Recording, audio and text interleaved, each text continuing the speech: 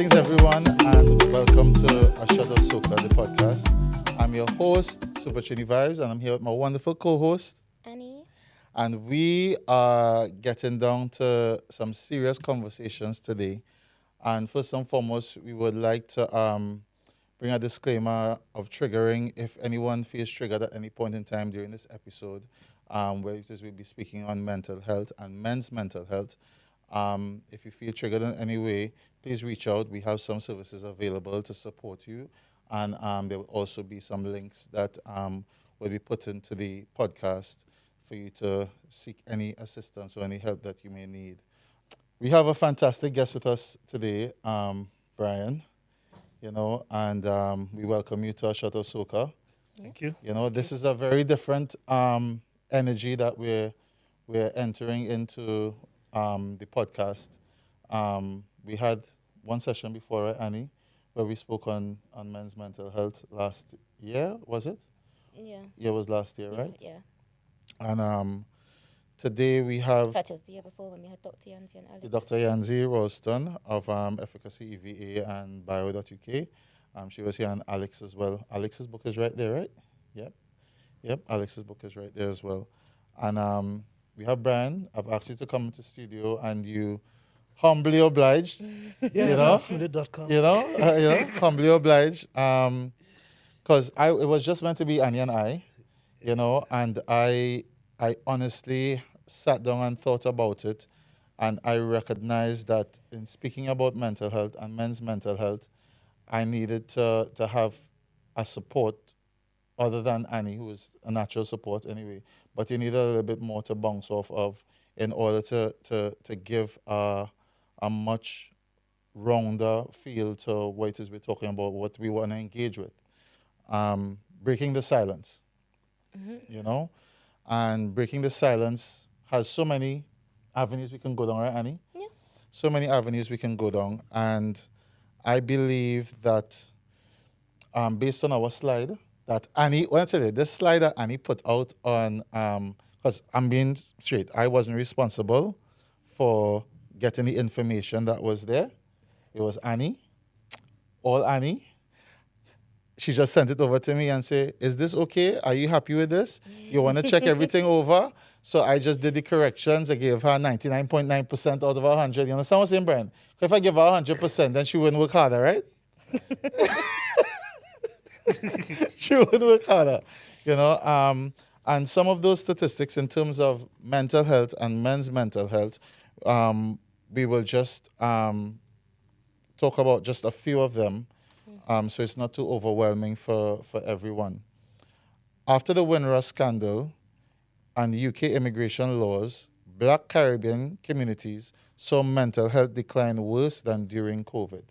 Suicide is still criminalized in some Caribbean islands. Some islands still criminalize attempted suicide. Example, St. Lucia, Grenada, Bahamas, and Trinidad and Tobago. It's still seen as a criminal act. Yeah.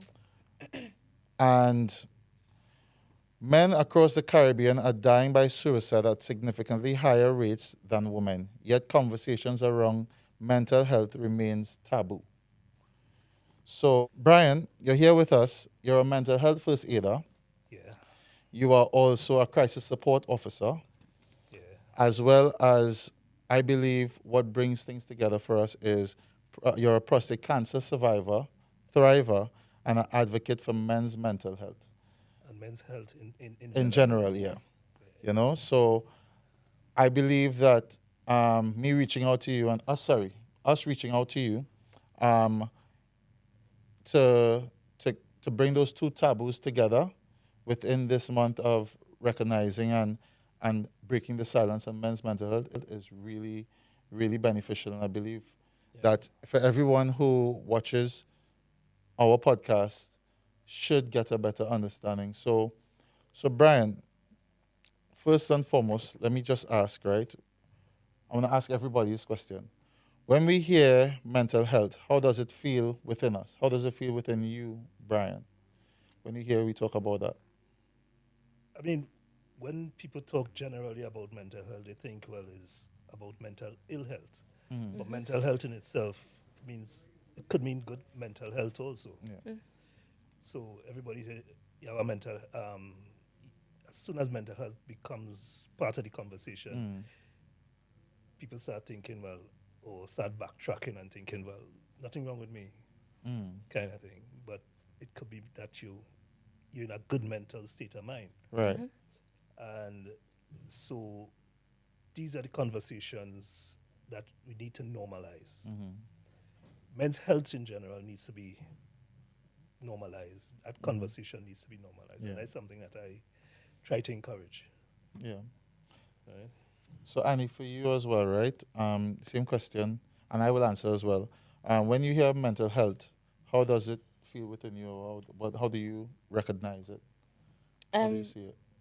I think it's actually quite a positive thing, but that's because I've taken my own time to understand, I guess, my own mental health and are quite active in conversations around mental health. But I think for a lot of people, they see it as a negative kind of conversation, or if they're speaking about their mental health, it's always in a negative light. There's not many positive connotations around it. If you're speaking about your mental health, it's because you're in a bad place and you need help, not just a everyday conversation that is had about how Yeah. you're feeling. How you're feeling? Or, Yeah. So Yeah, for me, when I recognized the importance of mental health, it was when it is I was learning things about my grandmother, about, especially my grandmother, and the fact that my grandmother, she stopped work 40 years ago, because she just couldn't, and the way how they were talking about it, it was as if, well, she was so bad, or whatever, and the reality of 40 years later, where it is I have much more underpinning knowledge of mental health, and for me personally, um, I recognize that how mental health is broken down within our society, and especially with how it is the world is now, it's really negative, you know. And if it is, we try to spin it more in a positive way. Like if somebody's smiling, hey, your mental health good, boy, you're smiling. You know, it breaks it into a different taboo. If it is, we start using it that way instead of just saying, look how it is that person carrying. Look, they have no behavior. What wrong with it? They're going crazy. What wrong with them? You know. So for me, when how it embodies within me is it's challenging, and every day you have to have a reset in order to know that, or for me personally to recognize that, yeah, I gotta I gotta push again, you know. And I believe most people, not that they're unable to do it, they just don't have the tools, um, or they haven't put in the work, or don't know what work to put in to get to that point. You stressed on it just on there, Brian. Mental health is not an illness. It's on a spectrum from mental wellness to mental unwellness. You know, and I believe that if it is we echo that through our community more, it bridges the gap. Yeah. You know, so saying, hey, giving more compliments and saying you're doing well for yourself, but then don't follow it up by saying, you remember where you was before? If it is we say that and keep it positive, then it creates a better taboo overall. On the topic of taboos, schizophrenia, psychosis, I think when people think of mental health, they think of mental disease, like yeah, mental illness. Like they think of the far end of the spectrum, and Yeah, worst case scenario. literally worst case scenario. Well, your mental health could just be, I'm having a really bad day today, and I'm not in a great place. That is still considering and thinking of your mental well-being. Yeah. But I think the conversation is very taboo, and even going to therapy can be seen as quite taboo, and I think that's why us doing this for Men's Mental Health Month, and yes, we should focus on all men's mental health, but I think for me in particular, focusing on Caribbean men's mental health is something that I personally am really trying to push and I guess be an advocate for, because I can see the difference in some of my African friends, some of my Asian friends, some of my European friends, some of my Caribbean friends. I think it's your upbringing, your environment, how you deal with your mental health, how you think of your mental health can be perceived differently, and it is dealt with differently amongst different communities. And this is from my own perspective, but I think my Caribbean friends are the ones that really do not have the conversation. Yeah. And it's just saying, as we said, normalizing the conversation, normalizing it, breaking Yeah. the silence, and saying Breaking- like it's okay, Breaking it down. and not in a, and it's good for it to be in a comedic sense, but not just in a comedic sense, because there's memes that will go around, and it's like people, in some ways, checking on their friends' mental health, but it's seen in a, it's used in a comedic way, like it's seen as a joke rather Yeah. than no, this is actually a serious conversation, Yeah. and let's treat it as a serious. That there's a balance. Obviously, we can have our jokes, we can have our laughs, but there is also a serious side to this, and let's have that balance in the conversation. I think the comedic way is used as a form of deflection. Yeah. Yeah. It's used as a form of deflection to deflect from having that serious conversation Yeah. about how you're actually feeling. Yeah. But let me be But do real. we think- Who likes to have serious conversations? Who really feels comfortable having serious conversations? Yeah. It needs to be done. It does You know? need to be It done. needs to be done, but most of us, we shun away or we shy away from serious conversation. It does. Part of it, I think part of it is some people don't understand how to respond when someone comes to them and say, "Here, what?" in a really dark place. Right? How to respond to that is something that people don't understand what to do. Yeah. And that is why they either make fun of it or try to tell people, well, things will get better. Yeah. Things will But I necessarily think, get better. yeah. It depends on where Yeah. you are at the point in time. Yeah. Things may not get better. Yeah. But on that, I feel like when people have that conversation, people think they need to provide the solution. They think that if their friends coming to them and saying, I'm going through this, they must have a solution to that problem. And it's not necessarily that case. Like you can just be a sounding board. listen, You yeah. can just be an ear to listen. Sometimes That's a all it's majority of the needed, yeah. time, that is a lot of what people need. Yes, okay, it's good for you to go to your therapy and have the professional help if that's what is required. But sometimes it's just people need to get things off their chest. Yeah, and In a healthy way. and validate what Yes, what yeah. that person is feeling. Yeah. If they say they're feeling, yeah, it's normal to feel that way.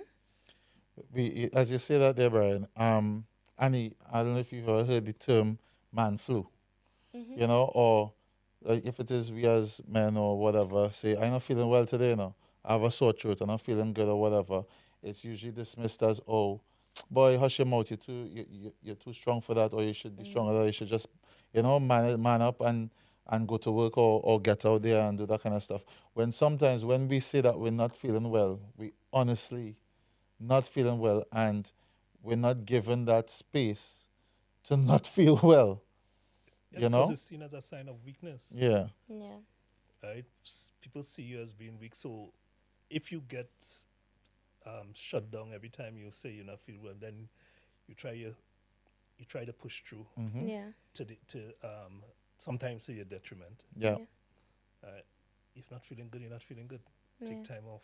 Take Yeah. time out. Yeah. And I think that's to what you were saying before about sometimes people don't know how to respond when someone's saying how they feel. I also feel like people don't actually know how to just be truly vulnerable. Like being vulnerable is it can be very scary. It can be very intimidating if that's not a space that you are comfortable being in. And a lot often I feel like some people don't want to speak about how they feel because there's the fear of the judgment, or there's the fear of that their feelings will be invalidated, or they'll be shut down, or they'll open up and they'll be told, okay, like, not to be rude, but that's nice, just keep going. And that's not necessarily like the support that they were looking for. So then it makes them close up even more and then not speak the next time because they're like, well, what's the point? Yeah, it's generational as well as it's historic, because back in colonial days or even pre-colonial days, you had to turn up regardless of how you were Oh, feeling, it's feeling, yeah. right? Or else either you're not getting paid or licks in your tail. Yeah, and they talk about colonial days. I know that in slavery days, if it is you wasn't feeling well, Yeah. you'll get licks. Yeah, licks in your tail. You'll get licks, and then they'll put you out in the field to work just because you said you wasn't feeling well. And this was for us as men, so that's inbred in our DNA somehow Yeah. that regardless of anything, we need to show no weakness or be prepared to face the wrath of whatever it is that's coming our way. Generationally, though, do you think that is changing? Because you're saying that is a generational thing. Do you think It, the it young, yeah, it's it's still changed? it's still happening because people still there are some places of work that don't that kind of almost penalizes you if you take time out, Yeah. right? So that is as equivalent to the whip, Yeah, yeah. It's just a right? So different it So way. affects people you. Yeah. people push through even though they're not feeling well, Mm-hmm. rather than say, "Hey, what, I ain't feeling good," and Yeah. just take some time out, but manage it in a way that is not necessarily every time you're not you're feeling a little down, you stay home, Mm-hmm. but figure out what's causing it and try to work or deal with it or work with it in a way that you can figure out how to navigate and still show up, but while at the same time acknowledging, yes, I'm not feeling well, but I'm here. Right. And also, more importantly, as well, I think, um, when it is you open up and you say that you're not feeling well, you then ask for that support. Because most of us are afraid to ask for help. You know, we would say that we're not feeling well, but we also, in that same breath, afraid to ask for help. You know, we're afraid to make that next step in our own recovery, our own mental health state, especially. In not feeling well that way, where it is, we'd be like, you're not feeling well, I tell somebody, but they didn't say nothing to me. But then it's still down to you to recognize and put in that work for yourself. Yeah, Brian, as you spoke, you're a prostate cancer survivor, yeah. right? What was your journey like mentally going through prostate cancer?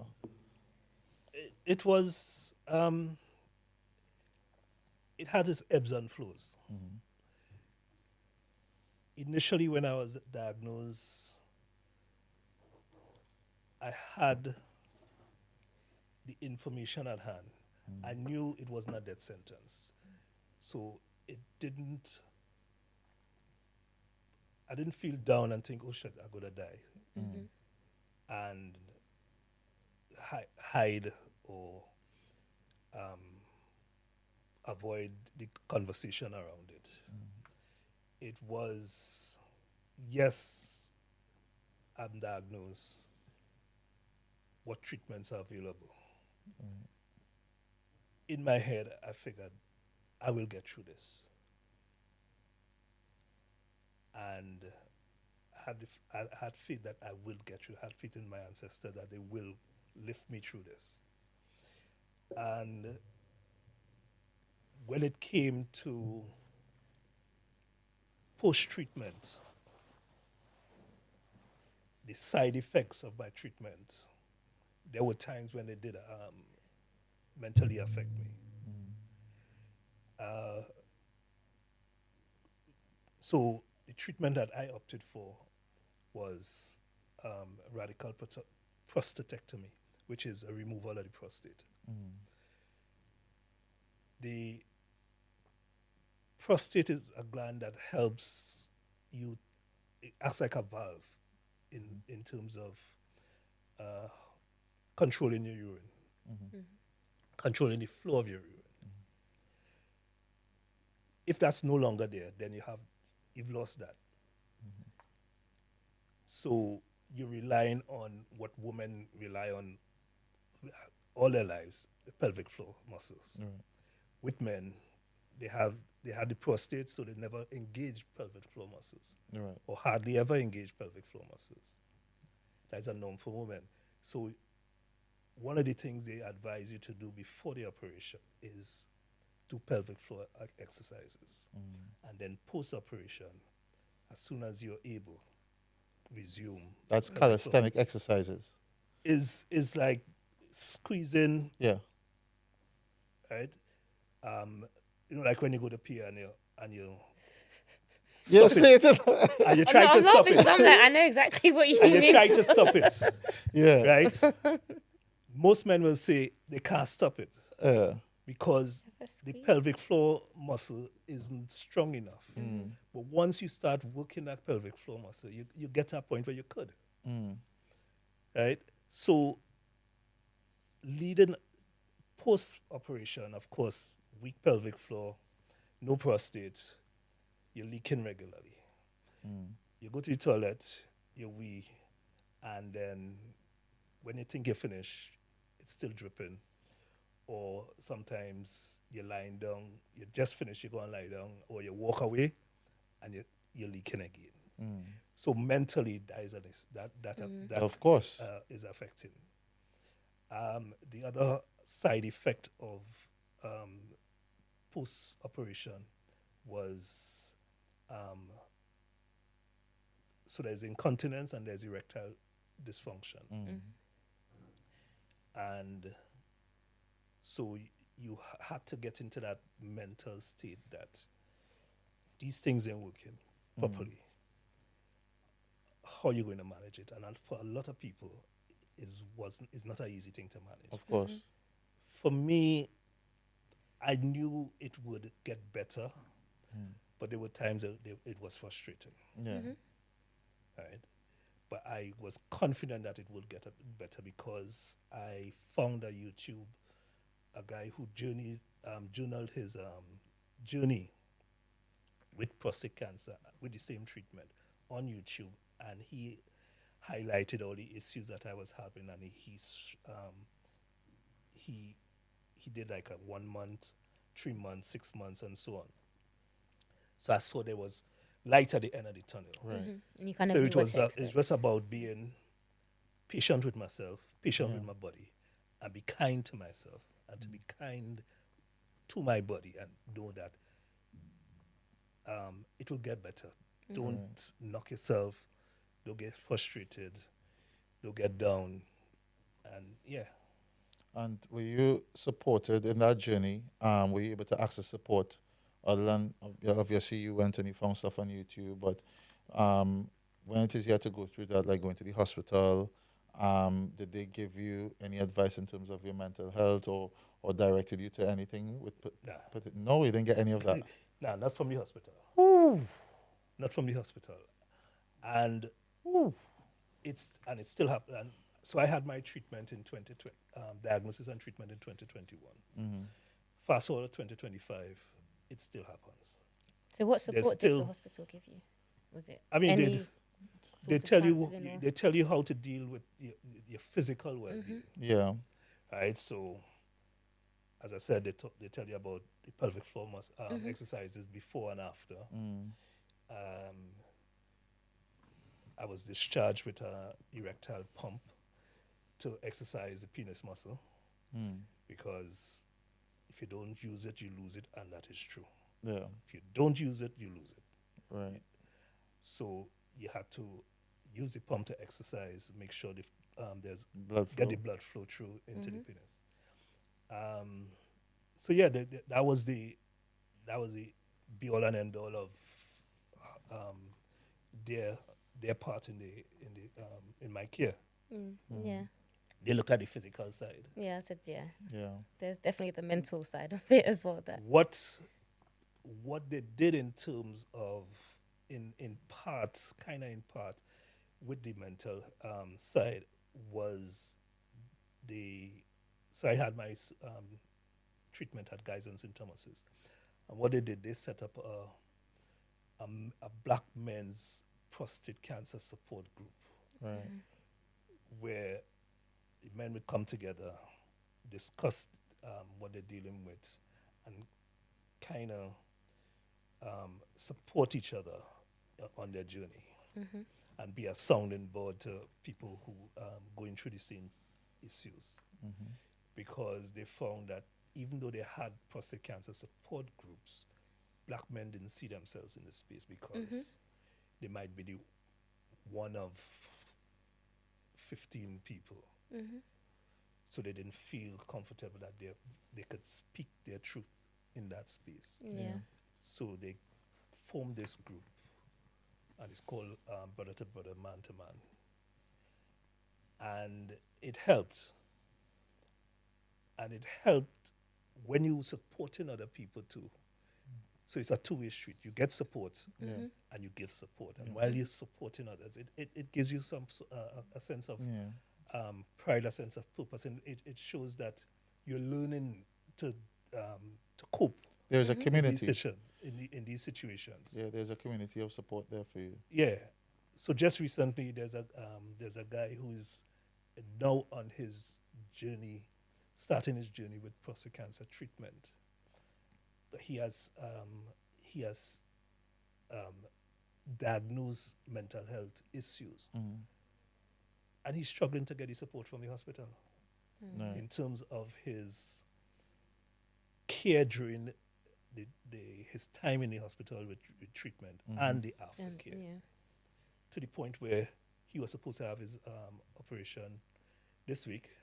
He postponed it because he wasn't in right mental state Mentally, of mind. to prepare himself for that. Yeah.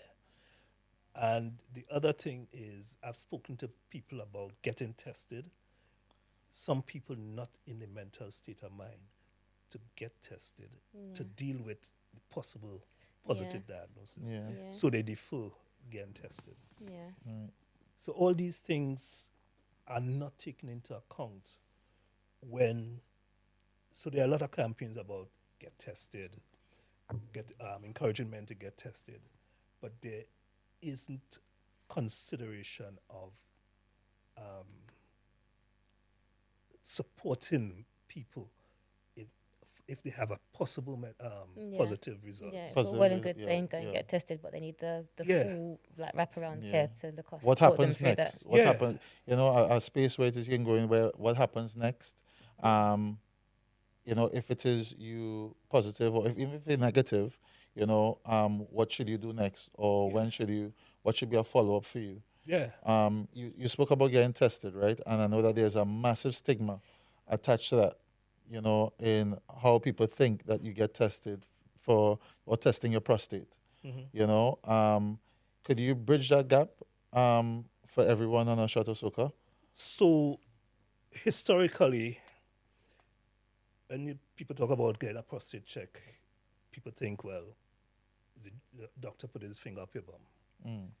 That's no longer necessary. That is no longer necessary. Right. You can opt out of that. Prostate cancer check is just a blood test. You request your blood test from your GP. Once you, according to the guidelines, so if you're a man over the age of 45, you can request, it's called a PSA blood test, and PSA means prostate-specific antigen test. So it means that they draw blood, and it's, so they draw the blood from your arm, just like any normal blood test. And they test it, and it should show either positive or negative. The test is not 100% foolproof. You can get false positive, you can get false negative. So the advice is to have the test at least annually. Okay. So from you get Right. to 45, have you? I Ideally. So those are the Yeah. guidelines, Those are the guidelines, yeah. right? Me personally, because in these conversations, I'm coming across men younger than 45 diagnosed with prostate cancer. So I would say, if you can, and if you have a family history of either breast or prostate cancer, try and get it at least 35, 40 Right. and have it regularly. Yeah. Have the test regularly. Unfortunately, sometimes you go to the GP and ask for a test, even though you're at age 45 with a risk of prostate cancer in your family. You go to the GP and ask for PSA test, and the first thing they'll ask you, do you have any symptoms? And they say you don't really need it. Prostate cancer doesn't necessarily show symptoms. You can have prostate cancer and have no symptoms. By the time you start showing symptoms, it could be too It late. could be too late, yeah. So push for it. So, if you ask your GP for a PSA test and they tell you no, politely insist. Don't get on like an old ragamuffin. politely insist. Yeah. Explain to them, especially if you're a black man, over the age of 45, there's a history of prostate cancer in your community. Even if you don't have prostate cancer directly in your family, you have it in your community. Okay, is it more prolific? Is it more prolific for black men? Are black men more likely to get black men are more likely. So general population is 1 in 8. Okay. Right. Men in general population will be diagnosed with prostate cancer. In the black community in the UK, it's 1 in 4. Okay, so it's creeping it's up twice to as large, creeping up to 1 in 3. Yeah. In some Caribbean countries, it's 1 in 2. Wow. It's very prevalent in the Caribbean, very prevalent in some West African countries. Wow. Some people think, well, because they're living in a Western society and they're not getting sunshine, There's etc., different they rules. feel, No, the rules still apply. Yeah, Get your apply test, that way, please. they feel that it's because of the environment that they're not living in their natural environment. That is why they get in these things. No. People living in the Caribbean, people living in Africa, they have it more than as high. I think it's in St. Lucia's, there's a 75%. It's going to tell my aunt, We're uncles gonna- and my we're gonna call it's your- going call to your tell my family, uncle's son, Annie. eh? Yeah. Call your If family. you have, if and women are the biggest encouragers for men. And if you have a man, if there's a man in life, whether it's a brother, uncle, father, godfather, Your cousin. cousin, whoever. the man you're just lying with, The outside man, any man you care Any kind of about. man, right? right? Encourage them to have a PSA blood test. Yeah. It's just a blood test. Have the conversation. When's the last time you had a PSA blood test? Well, yeah. So They'll ask you, what is that? Test for your prostate. When last year have you tested for your prostate? And if they say, no, me want a body put in my finger, tell them, no, you don't need that finger as a blood test. yeah, that's what I was gonna come to Annie, as she's the lovely lady on our platform here at A Shot of Soca. You have men in your life, your dad, uncles, cousins, What's your opinion on the stigma attached to men getting tested for prostate cancer or going to the doctor in general, as well as leading it within mental health as well? Prostate cancer, this conversation just isn't had. I couldn't tell you if I'm pretty certain my dad has never had a check. Just knowing my father, and my Wow. uncles, and probably my cousin. Like knowing my family. It's not something that's spoken about, No, or not at all. Even your mental health, like I love my dad. I speak very freely on this podcast about my family dynamic. My family is very much. Okay, let me not say my family. The older generation is very much. What is mental health? What is therapy? It's not for me. It's not for us. It's no. If you've got something to talk about, why do you need to talk? Like that is literally the conversations I have with my dad. I'm like, I'm very, very concerned about your mental health because there's so much in life that personally I know he's been through from coming from the Caribbean to here. Like the stories he's told me, and I'm just like, you've been through a lot. And you've held on to a lot, yeah. And I can see moments where it comes out and it will be just like a flash of just uncontrolled rage, like out of the blue, makes no sense. And I'm just like, brother, just go to therapy. It will all be okay. And I say it in a jokey way, but like we have these conversations and like I know it will never happen. I would like to think it would happen, but again, I think it would take a lot for some of the older generations thought process and the way they view therapy to radically change for them to even consider their mental health. Like I don't even think it's a consideration. They would. I like to say maybe they don't have those conversations in a formal way, but informally they do have those conversations. For example, stoppage of water. I don't know if you've ever heard the term stoppage of water in the older members of your family.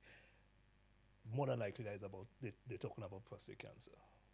Okay, so there's code names. names, I know. yeah. Okay, Yeah. that makes me feel happier because I keep Right? So it's quite There's- like Well, they say me a leak. Yeah. because there are a lot of people who have been prostate cancer in the Caribbean or Africa. And you talk, oh, he has saltwater water. And because what happens, the prostate either gets enlarged or gets so inflamed, it squeezes on the urethra Yeah, so and you can't, stops your urine. Urine, And that's just Yeah. when it's really bad. yeah, Right. yeah, But it's And- not yeah. necessarily, again, it's not necessarily prostate cancer. It could be just enlargement. As you get older, your prostate grows. yeah.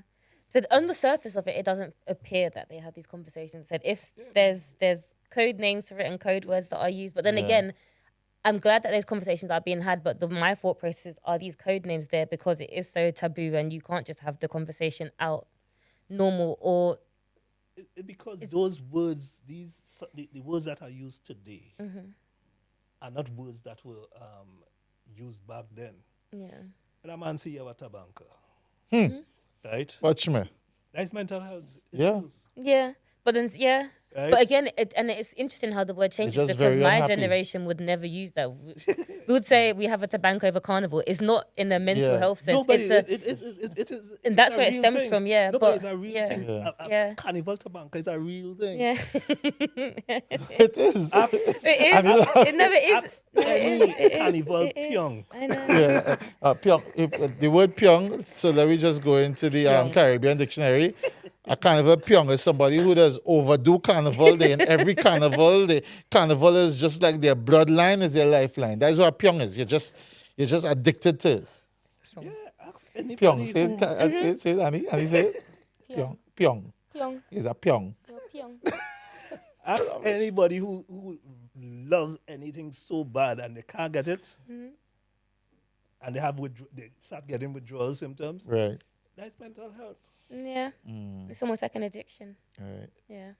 So Annie, leading on to that, right? How do you believe or if you can speak from you personally, as a woman, how do you believe that you can better support men with their mental health, or your friends, your immediate circle, support them better with their mental health, as you will be going through your own mental health issues, but seeing a man or a manly figure within your life, for you, how do you believe is the best way to support them in dealing with their mental health?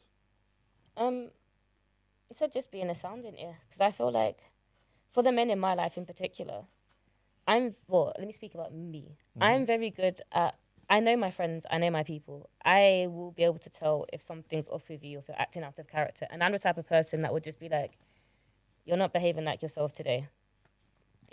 Are you okay?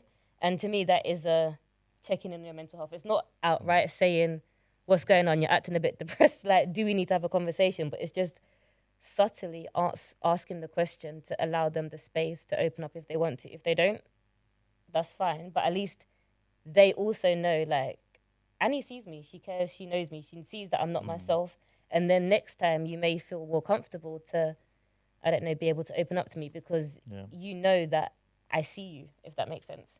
But yeah, I always check in on my people. Like, I just feel like I do there's certain people that I do my daily check-ins. I will ask how they're doing. If there's certain things that I know, like, for example, Father's Day. I know a lot of my friends have children by mothers that, I'm just going to leave it. I'm just leaving it at that. But I know for them, Father's Day is a big day. Like, they will go out and they will celebrate Mother's Day. They will buy the mum a gift, for example. Father's Day comes round, and I know for a fact they're not getting anything. Nothing. Like, I asked the group, I asked in one of my group chats, and they're like, what are you going to get? And they're like, I might get peace and quiet. And I'm like, that is not... It's a big thing, you know. I've heard. It's a big thing. actually. So I've heard, but I Yeah. just feel like, for me, hearing these things, and I genuinely take them on board, I like to celebrate the men in my life. Like, I bought some of my friends, I don't have no children, but I bought them Father's Day gifts because I know you're not going to get it from the person that maybe you should be getting it from. Yeah. So let me show you, again, I see you, I see the effort you're making, I appreciate you, and let me give you your flowers, and I like that.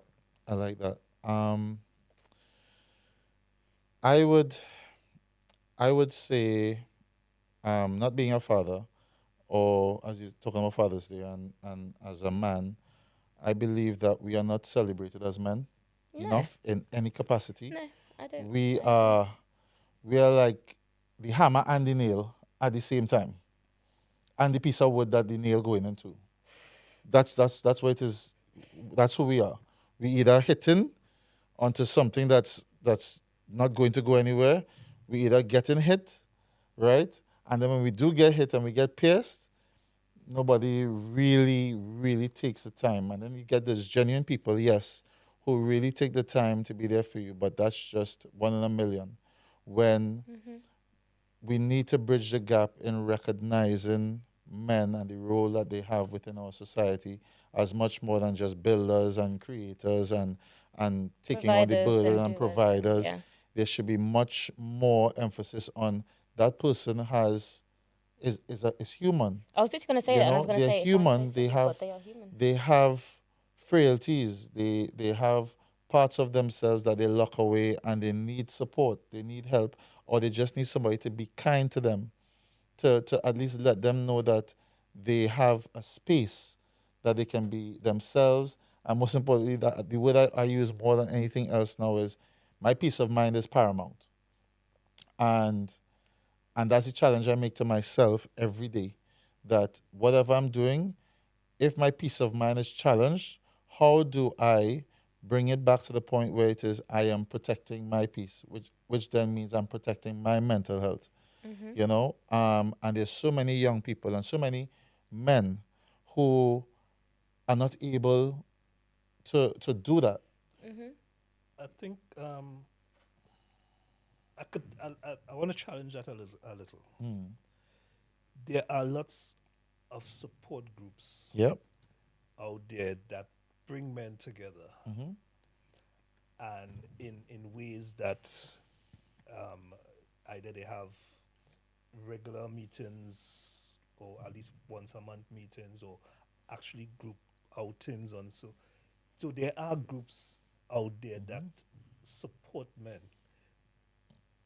It's just about people acknowledging that they need the support Yep. And that, yeah. and reaching out to these groups because they're free. It don't cost nothing to join. Oh, they hear that part? Oh, they hear that part? It is free. Yeah, a lot of these groups, Yeah. they're free. Yeah. And they might be just WhatsApp groups or they might be actual groups that meet either on Zoom or in person Yeah. once a month, once a week, whatever. But it's just a matter of people getting involved, Right. right? It's not just about either you got in a corner at work and you're slagging off somebody, bad talking somebody else. A lot of these groups are positive and uplifting groups where men are supported, they feel they're validated, their vulnerabilities are acknowledged and supported. So they're out there. It's just that people need to find them, Yeah, tap Yeah. into it, and Yeah. right? you can find it on our link to this episode. You can find It'll be in the in description. the is what he's trying to descriptions. say. Yeah, it'll be in the descriptions. Yeah, you'll find in the descriptions many different links for support with prostate cancer, as well as support for men's mental health. Some of those places, like Mind, is a really great space for mental health in general. And that's mind.org.uk. I want to stress on Bio, which bio.uk is a group of people or It's a directory a directory of where support. you could find support for younger people from 35, between the ages of 18 and 35, and even younger, you know. Yeah, from 0 to 35. 0 to 35, and in tapping into that age group especially bridges the gap for us within mental health, especially with our young people, because post-COVID we know what's happened with young people who've lost 2 years of their life, 3 years of their life. They can't find their way, and we can see what's that producing now in terms of a lot of young people are distancing themselves from even engaging in just simple conversation. They hide themselves away. And From community. yeah, and as parents, I would say check out bio.uk and see how it is you can get your children or the young people more engaged with sharing and exploring their mental health in a positive way. Yeah, Right. bio is about helping young people find joy. Mm-hmm. So it's not about getting therapy or being diagnosed. Yeah. It's about finding Just a joy. space. And there are different ways of doing that. And if people probably focus more on finding joy rather than thinking about using the term mental health, maybe it's an easier conversation to have. Yeah. Yeah. Yeah, the ability to find joy in the little Yeah. things. You know, it's like, what do you do to make you feel better is a great question, but an even better question is, hey, what do you do to find joy? How do you find joy? What brings you joy? You know? Yeah, what do you find happiness in? Yeah, And I you think, know, yeah. that literally, because how our brains operate, right? If you see a sweetie on the table, boy, that sweetie looking good, or a piece of chocolate, that looks attractive. You shaking your head, that's your business. And he was to bring popcorn, and she didn't. She popcorn, but you'd see that kind of Didn't get the memo. stuff. I You'd wasn't see told. that, I and you'd wasn't be told. attracted to it. You know, Didn't get the memo. it ignites a positive energy within your body one time. So I believe that if it is we challenge ourselves to speak in that kind of way or talk with that kind of um, vigor about happiness, about joy, about those, and sharing that, I believe that we'll bridge the gap with especially young people recognizing that, hey, it's not always doom and gloom, Yeah. you know? Sometimes you could be in your worst depressive state, Yeah. and there's something that will bring you joy. It doesn't mean that the depression goes away, No, but that's what but you you have need in that those moment moments. of joy Yep. that will lift you in a moment. Yep. And it can genuinely be the littlest thing, Yeah. the smallest Yeah, the thing. smallest thing for Yeah. me, boy, what you mean? Yeah. Smallest thing is a pack of Oreos sometimes. Yes, I can lie, nah? A pack of Oreos alone, they just be like, yeah, that's what I need. Or like a 10 scoop ice cream. But we won't go into that. Not 10 scoop. That is Go into that. That That is is pure greed. greed. But there are many spaces within the UK where it is you can get support for your mental health. I want to just talk about the Black Mental Health Manifesto quickly. That it's Black Mental Health and Wellbeing Alliance. It was created to give to the government to say, hey, we could talk about mental health, but we need to create a space for Black mental health, within the larger scope of what goes on in terms of healthcare. And it doesn't mean that everybody's going to be diagnosed. It's just to create a better space for people to have that underpinning knowledge of what goes into our society and how we deal with mental health, and how it's addressed within our spaces is very different to how it is addressed in, I believe, everywhere else in the world, as Annie, you said.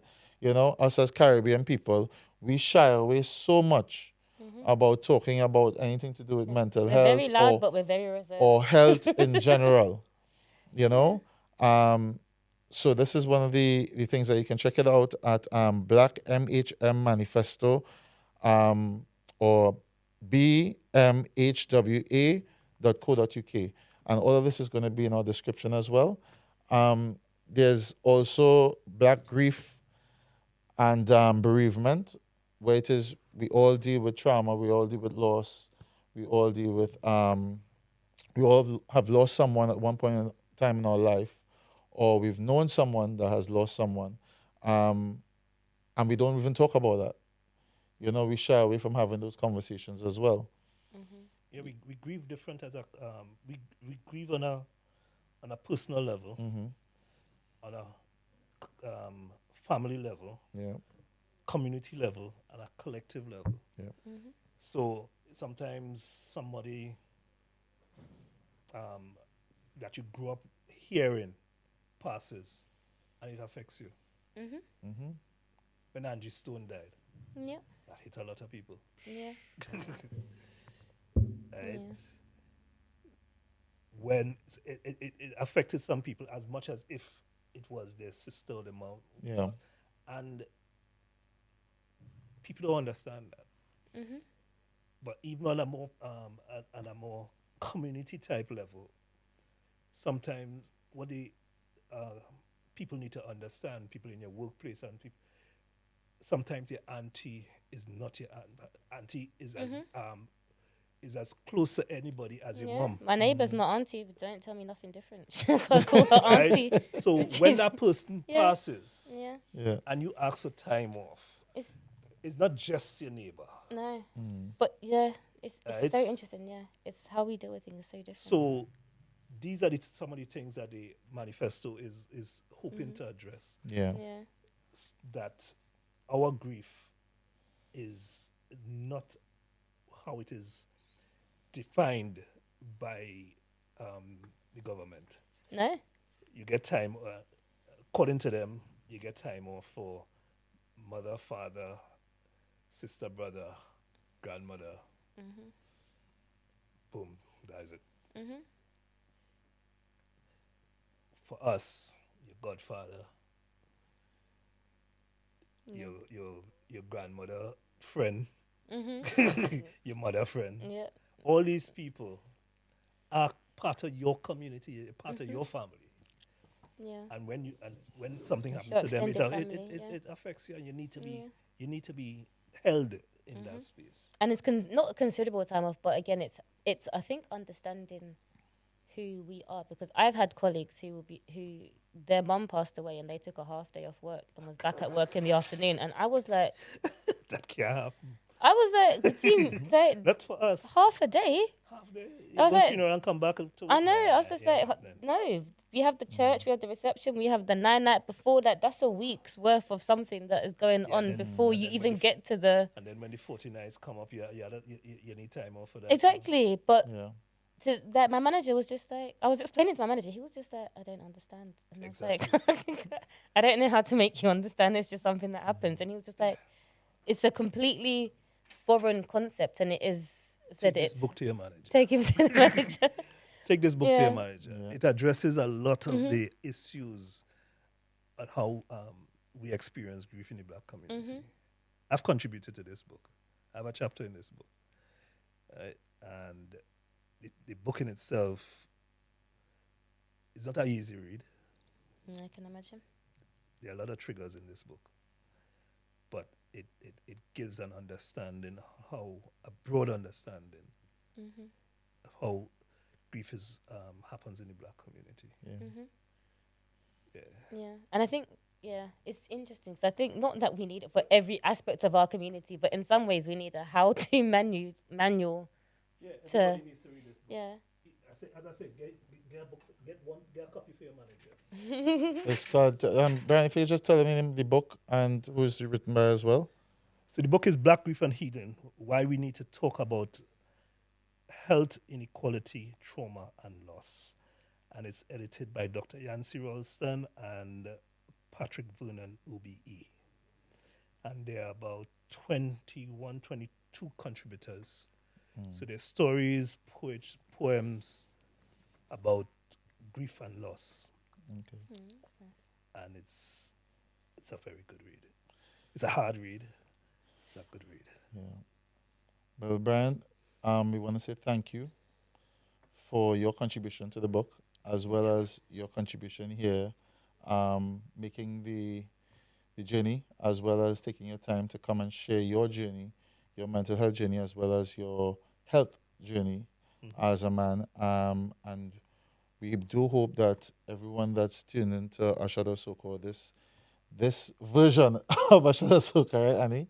This part of our journey as a podcast is bringing breaking the silence within our community with things of taboo of this nature, and men's mental health has been very high on our agenda to address, and mental health on a whole. So, Brian, thank you so much for taking the time to be here.